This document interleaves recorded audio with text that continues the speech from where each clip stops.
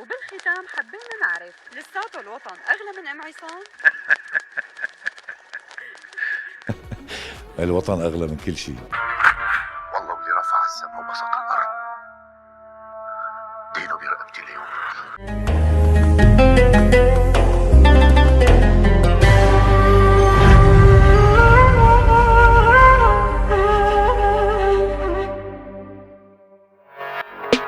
بحارة صغيرة سر واحد قادر يقلب مصائر الكل.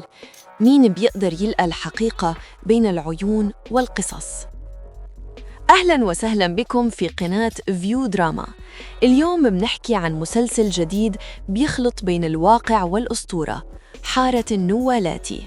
حكاية عن هوية وسلطة وكنز مظلل بلطمة قديمة بتخلي كل خطوة فيها مصيرية. قبل ما نبدأ يا جماعة اليوتيوب، أعطيني مؤشر في تحليلات القناة إنه 98% من المشاهدين مو مشتركين بالقناة. بيصير هيك يا جماعة؟ في حارة النوالاتي يلي بتغلي بصراعات السلطة والمال، بيرجع الغواص من وراء قضبان سجن وصف بالمقبرة. بترجع له ذاكرة مش واضحة ووجه غريب يخترق الحارة من جديد. مش بس بده ينتقم من اللي خانوه، القصة بتتبع كمان أثر كنز مفقود يقال إنه محروس بطلسم قديم. الهوية المزيفة بتصير الدرع الوحيد ببعض اللحظات، ومع كل خطوة تتقاطع الدروب مع مكائد تجار الدماء والرموز اللي بتحكم الحارة.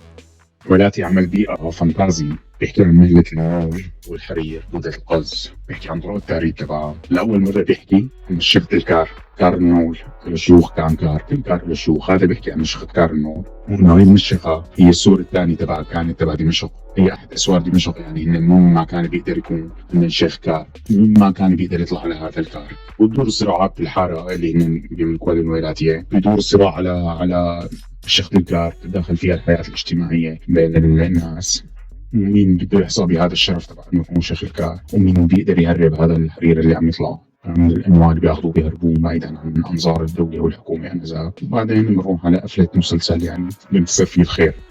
يعرض على قناة السعودية، قناة رؤية، قناة الجديد، قناة الجزائرية الأولى، ومنصات منصة الأولى، منصة مرايا، وقناة جولدن لاين، يوتيوب. الطاقم التمثيل: بعض الأدوان مذكورة: سامر المصري، فيصل الغواص، ديما قندفلت، خولة، نادين تحسين بيك، حسنة، فادي صبيح، صلاح، غزوان الصفدي، فايز قزق، محمد حدقي، أيوب، إبراهيم الشيخ، رائد مشرف، رامز الأسود، حسين عباس، جمال العلي، أمانة والي، وائل زيدان، علاء قاسم.